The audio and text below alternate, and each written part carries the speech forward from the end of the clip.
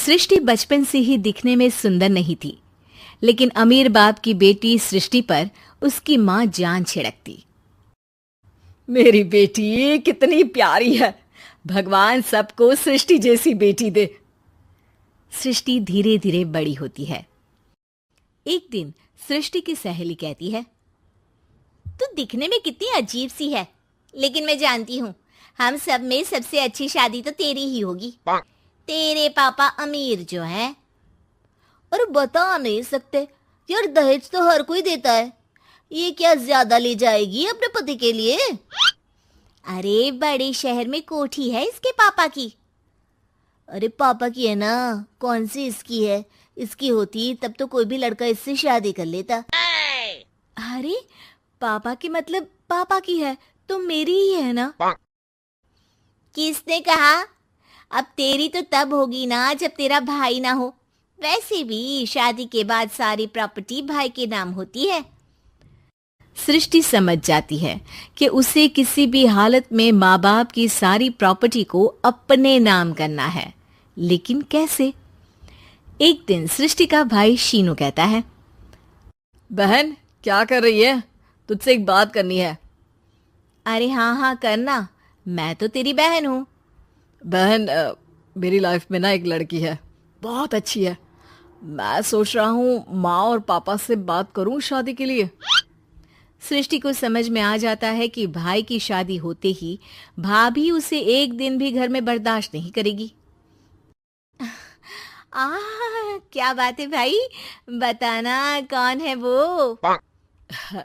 यार वो बहुत अच्छी लड़की है, पढ़ी लिखी है, मेरे साथ जॉब भी करती है। बस एक प्रॉब्लम है। प्रॉब्लम? क्या प्रॉब्लम है भाई? यार वो शादीशुदा है, लेकिन उसके पति ने उसे सिर्फ इसलिए छोड़ दिया क्योंकि उसके माँ बाप दहेज नहीं दे पाए। सृष्टि ये सुनकर न जाने क्यों खुश हो जाती है। अरे भाई तो क्या हुआ, लड़की तुझे तो पसंद है ना? शीनू को लगता है कि बहन उसे समझ रही है। वो इस बात से अनजान होता है कि उसकी बहन की मंशा पूरा घर हड़पने की है। सृष्टि अपनी माँ से कहती है, मम्मी मुझे तो बहुत चिंता है। पता है शीनू क्या कर रहा है? अरे क्या कर रहा है? वो तो काम पर जाता है और वापस घर आता है। नहीं ना माँ, वो यही तो नहीं कर रहा, बाकी सब कर रहा है। आपको पता है उससे प्यार है, और वो भी एक शादीशुदा लड़की से।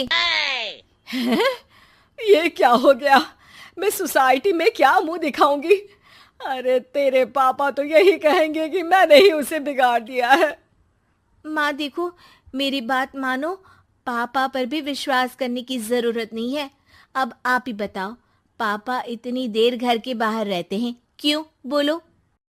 अरे बेटा वो तो नौकरी करते हैं ना। तू बहुत भोली है माँ। पापा का ऑफिस तो 7 बजे खत्म हो जाता है, लेकिन देखो कितनी देर से आते हैं। अरे नहीं नहीं बेटा, ऐसी कोई बात नहीं है। सृष्टि माँ को एक औरत से बात करते पिता की फोटो दिखाती है। देखो माँ, कैसे हैं पापा? मैं ना कहती थी कि पापा सही नहीं है। मैं तेरे पापा से बात करूंगी, दे फोटो मुझे। ओ माँ, वो तो डिलीट हो गई। लेकिन चल, तूने तो देख लिया ना। पापा से बाद में बात कर लेना, और हाँ, मेरा नाम बिल्कुल मत लेना। हाँ माँ। अब क्या था, सृष्टि के माँ और पिता के बीच झगड़ा होना शुरू हो जाता है। सृष्टि के मन में क्या चल रहा था कोई नहीं जानता था। एक दिन, माँ सृष्टि के लिए एक लड़का देखा है, वो लोग शाम को उसे देखने आने वाले हैं। और हाँ माँ, एक खुशखबरी, मैं और पापा मिलकर एक नया बिजनेस ट्राई कर रहे हैं। शाम को लड़का आता है, सांवले रंग का। सृष्टि को तो बिल्कुल भी पसंद नहीं आता। लड़की की माँ कहती है, लड़की का चेहरा तो कोई खास नहीं, लेकिन अगर मेरे बेटे को आप लोग सेटल कर दें तो मैं उसकी शादी आपकी बेटी से करवा दूं। सृष्टि को लड़का बिल्कुल पसंद नहीं था। उसे भाई पर गुस्सा आ जाता है। लड़के वालों के जाने के बाद कहती है, माँ देखा, शीनू मेरे लिए कैसा लड़का लेकर आया। न दिखाने लायक न सुनने लायक, सेटल भी नहीं, वो भी हम करे। अरे माँ, मैं जानती हूँ ये मेरी शादी किसी भी घर में क्यों करवाना चाहता है। अरे कैसी बात कर रही है बहन, तूने तो देखा ना, लड़के को मैंने ही मना कर दिया तुझसे शादी के लिए। जिसने लड़का बताया था उसने उसकी बहुत तारीफ की थी। बात आई गई हो जाती है, लेकिन सृष्टि का मन शांत नहीं होता। क्या करूं, कुछ समझ में नहीं आ रहा। मेरी शादी हो गई तो ये लोग पूरी प्रॉपर्टी शीनू के नाम कर देंगे, मेरे हाथ तो कुछ लगेगा ही नहीं। तभी सृष्टि को आइडिया आता है। वो किसी वकील को फोन करती है। जी देखिए, अगर आपके मम्मी पापा का तलाक हो जाता है तो आपके पिता की आधी प्रॉपर्टी आपकी माँ के नाम हो जाएगी, फिर उसे वो किसी को भी दे सकती है। सृष्टि अब माँ को बेटे के खिलाफ भरती है। माँ, शीनू पर नजर रखा करो, वो जिस लड़की के प्यार में है ना वो शादीशुदा है।